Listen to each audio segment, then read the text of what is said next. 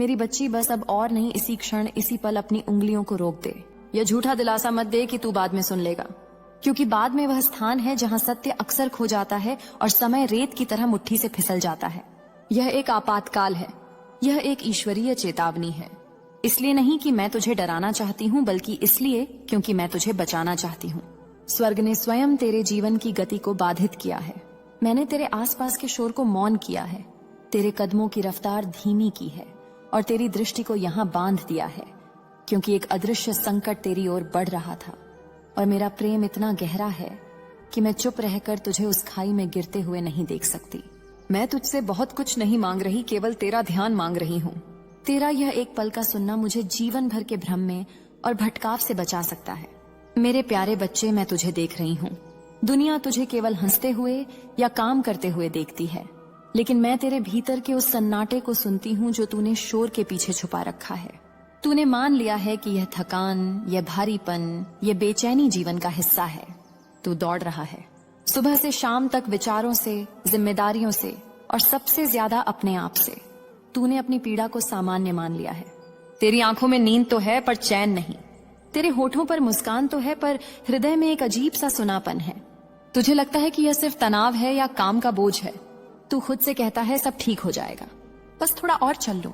लेकिन सत्य यह है कि तू भीतर से खोखला महसूस कर रहा है। तू उन रास्तों पर चल रहा है जहां मंजिल धुंधली है। तूने उन बोझों को उठा रखा है जिन्हें उठाने के लिए तेरा निर्माण ही नहीं हुआ था। तू भीड़ में होकर भी अकेला है। तू बातें तो बहुत करता है, लेकिन कोई तुझे सुन नहीं पाता। तूने अपनी आत्मा की आवाज को दबा लिया है, क्योंकि तुझे लगता है कि रुकने का मतलब हार जाना है।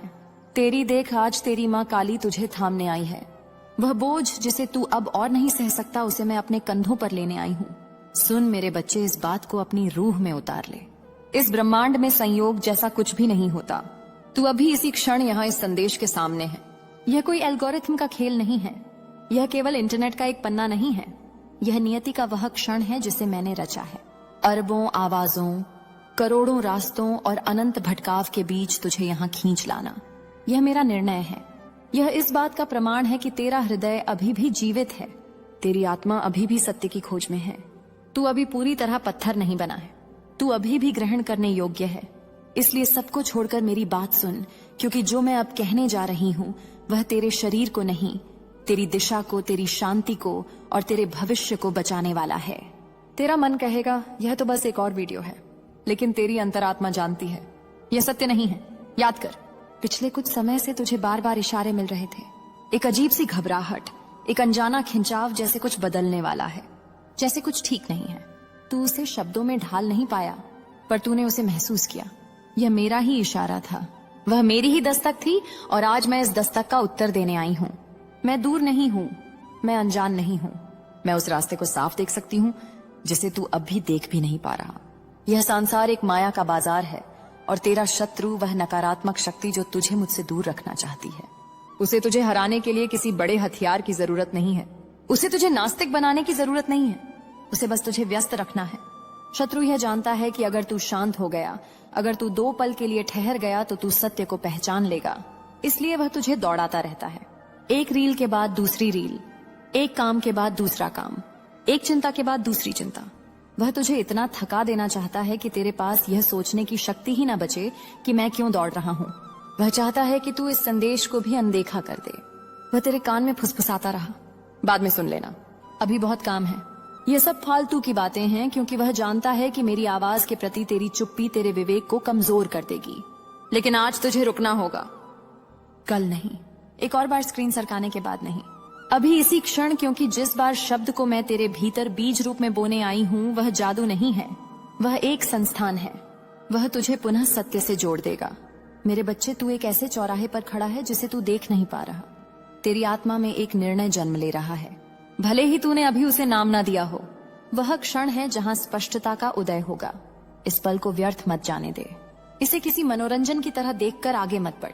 मैं अभी बोल रही हूँ, और अब जगदम्बा बोल रही है, जो ब्रह्मांड की दिशाएं बदल जाती हैं। मैंने तुझे यहाँ इसलिए नहीं बुलाया कि मैं तुझे डरा सकूं या तुझ पर दोष लगा सकूं। मैंने तुझे यहाँ इसलिए बुलाया है ताकि मैं तुझे नींद से जगा सकूं। तू बहुत गहरी नींद में चल रहा है। मेरे बच्चे, जागी हुई आंखों में सपने देख रहा है और भ्रांतियों को सच मान रहा है। तू सुमित दृष्टि के साथ उस रास्ते पर चल रहा है जहां खाई है। मैं तेरी आंखों पर बंधी पट्टी खोलने आई हूं। यह कोई दबाव नहीं है, यह संरेखन है। यदि तू यहाँ रुकता है तो तुझे समझ आएगा कि क्यों कुछ चीजें इतनी भारी लग रही थी, क्यों आराम करने के बाद भी थकान नहीं मिट रही थी, क्यों खुशियां पास होकर भी दूर लग रही थी। समझ ही मुक्ति है, और मैं तुझे वही मुक्ति देना चाहती हूँ। कई लोग इस संदेश को देखकर भी अनदेखा कर देंगे। वे कहेंगे उनके पास समय नहीं है, अतः है, विनाश की ओर दौड़ते रहेंगे। लेकिन तू अभी भी यहाँ है और यह बात बहुत महत्वपूर्ण है। अंत तक मेरे साथ बने रहना, क्योंकि जो रहस्य यहाँ खुलने वाला है वह तेरी रक्षा के लिए है। तुझे सुरक्षा की आवश्यकता है और इसे स्वीकार करना कमजोरी नहीं, बुद्धिमानी है। अब अपनी आंखों को बंद कर और एक गहरी सांस ले। उस शोर को शांत होने दे जो तेरे मस्तिष्क में जल रहा है। उन चिंताओं को एक पल के लिए जमीन पर रख दे। मैं तुझसे यह नहीं कह रही कि तू सब कुछ सुलझा ले। मैं बस इतना कह रही हूँ कि इस पल के लिए मुझ पर विश्वास कर। तू यहाँ सुरक्षित है, तू मेरी नजर में है, तुझे मार्गदर्शन दिया जा रहा है। समझ इस बात को, यह रुकावट तेरे जीवन की असुविधा नहीं है, यह मेरे प्रेम का प्रमाण है। मैंने तेरे जीवन के सामान्य प्रवाह को इसलिए तोड़ा क्योंकि कुछ अदृश्य, कुछ अशुभ तेरी ओर बढ़ रहा था। स्वर्ग ने तेरे साधारण कैसे दिन में झुककर हस्तक्षेप किया। जिसे तू बाधा समझ रहा है वह वास्तव में दया है।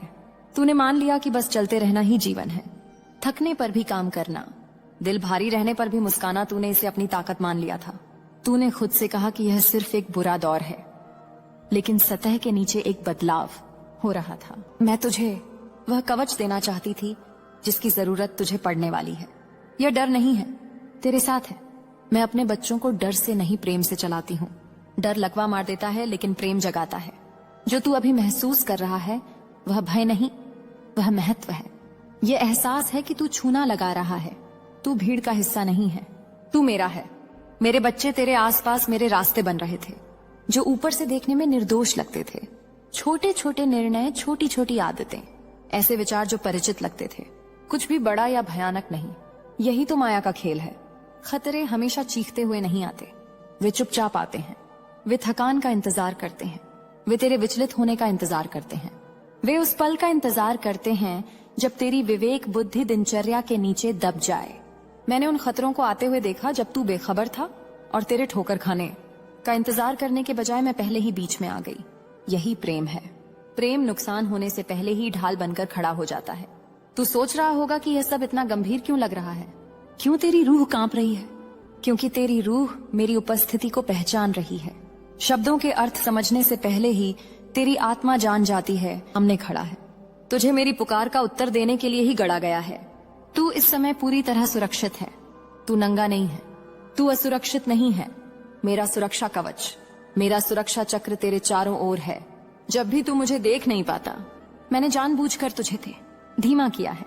मैंने जानबूझकर तेरा ध्यान यहाँ खींचा है, क्योंकि पानी जब स्थिर होता है तभी उसमें प्रतिबिंब साफ दिखाई देता है। मैं सब कुछ एक साथ नहीं बता रही, क्योंकि सत्य को धैर्य के साथ पीना पड़ता है। मेरे बच्चे, नीचे कमेंट बॉक्स में जय मां काली लिखकर इस सत्य को स्वीकार कर। तूने पिछले कुछ समय से एक अजीब सा दबाव महसूस किया, एक ऐसी बेचैनी जिसका कोई नाम नहीं था। तुझे लग रहा था कि तू एक कृतज्ञ है, लेकिन सच यह था कि तेरी आत्मा गलत दिशा को भांप रही थी। वह तेरी कल्पना नहीं थी, वह तेरी कमजोरी नहीं थी, वह तेरी अंतरात्मा मेरे संकेतों का जवाब दे रही थी। अब मेरी बात बहुत ध्यान से सुन। विनाश हमेशा धमाके से साथ नहीं आता। शत्रु का सबसे बड़ा हथियार तलवार नहीं, विलंब है। वह तुझे पाप करने के लिए नहीं उत्सुक उकसाता, वह बस तुझे सोने के लिए कहता है। वह कहता है अभी थोड़ा और स्क्रॉल कर ले। वह कहता है प्रार्थना कल कर लेना। वह कहता है तू बहुत थका हुआ है, तुझे आराम चाहिए। सत्य को बाद में खोज लेंगे। यह बातें बुरी नहीं लगती। बाद में आध्यात्मिक मृत्यु का दूसरा नाम है। बाद में वह समय है जो कभी नहीं आता। जब तू लगातार शोर में रहता है तो तू सुनना भूल जाता है। जब तेरी आंखें हमेशा स्क्रीन पर चलती ही रहती हैं, तो तेरा दिल देखना भूल जाता है। शत्रु को इससे मतलब नहीं कि तू क्या देख रहा है, उसे बस इससे मतलब है कि तू रुक नहीं रहा, क्योंकि अगर तू रुक गया तो तू मुझे पालेगा, और अगर तूने मुझे पा लिया तो उसका खेल खत्म हो जाएगा। तूने अपनी थकान को इतना सामान्य बना लिया है कि अब तुझे आराम की अपराध बोध देता है। तुझे लगता है कि रुकना मतलब बिछड़ जाना है। तुझे लगता है कि व्यस्त रहना ही सफलता है। लेकिन सुन, गति सुरक्षा नहीं है, जागरूकता सुरक्षा है। एक अंधा घोड़ा कितनी भी तेज दौड़े वह खाई में नहीं गिरेगा। मैं तुझे उस खाई से बचाने के लिए तेरी लगाम खींच रही हूँ। मैंने तुझे रोकने के लिए इसलिए नहीं कहा कि तू नाकाबिल है। मैंने तुझे इसलिए रोका क्योंकि तू होश में होने के बजाय आदत से जी रहा था।